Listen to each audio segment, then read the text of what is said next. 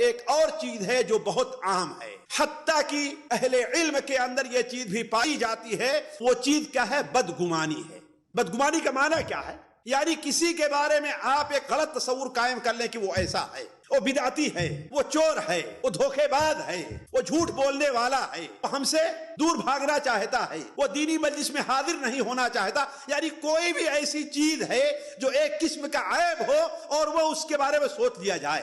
آج ہمارے اندر یہ چیز ساتھیوں، بلکہ اگر آپ دیکھیں تو اختلاف کی بہت بڑی وجہ بنتی ہے کہ دوسرے کے بارے میں بدل ہو جانا۔ حتیٰ کہ اہل علم کے یہاں بھی یہ چیز پائی جاتی ہے، ایک عالم اس کے ساتھ معمولی، ایک داعی کا دوسرے داعی سے معمولی اگر اختلاف ہوتا ہے تو اس کے بارے میں بددری کے شکار ہو جایا کرتا ہے، اور بددری کس قدر بسا اوقات ہوتی ہے کہ مضحکہ خیز ہوا کرتی ہے۔ میں بتاؤں، جب شروع میں ہم نے اپنے یہاں درس رکھنا شروع کیا تو بعد کچھ لوگ آئے، تو ایک بار مجلس کے اندر ہم نے کیا کیا، وہ سونے کے آداب بیان کیے، اور ہم نے کہا بعض چیزیں ایسی ہیں جسے ہر انسان اس کے اوپر عمل کر سکتا ہے لیکن آپ لوگ چھوڑ دیتے ہیں۔ وہ چیز کیا ہے؟ سونے سے پہلے وضو کر کے بستر پر جاؤ، 3 بار قل هو اللہ احد، قل اعوذ برب الفلق، قل اعوذ بالناس، 3 بار پڑھ کے اپنے، تو ایک ساتھی ہیں اب بھی ہیں ہمارے یہاں، وہ اس کے اوپر عمل کرنے لگے، تو ان کے بغل میں دوسرا آدمی ایک بھی رہا کرتا تھا، وہ دوسرے دن آ کے ہم سے شکایت کرتا ہے کہ یہ دیکھو یہ کچھ پڑھ کے پھونک رہا، جادو کر رہا ہے ہمارے اوپر، دیکھو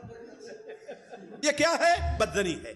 اس قسم کی کتنی ایسی چیزیں۔ ایک صاحب بلکہ ان کے والد جو ہے مجلس میں بیٹھے، تو ایک بار ہم نے لا حول ولا قوت الا باللہ کے فضائل بیان کیے، تو وہ بیچارے اپنا دکان میں داخل ہوں تو دکان سے نکلنے لگے، تو دکان میں رہے تو کیا کرے؟ لا حول ولا قوت پڑھتے رہیں۔ بغل میں ایک شخص کی دکان تھی، اپنے انڈیا پاکستان کا تھا، وہ دوسرے دن آ کے مجھ سے شکایت کرتا ہے کہ دیکھیے وہ مولوی جو آپ کے درس میں بیٹھتا ہے نا، مجھے جب دیکھتا لا حول پڑھتا ہے، میں کوئی شیطان ہوں کیا؟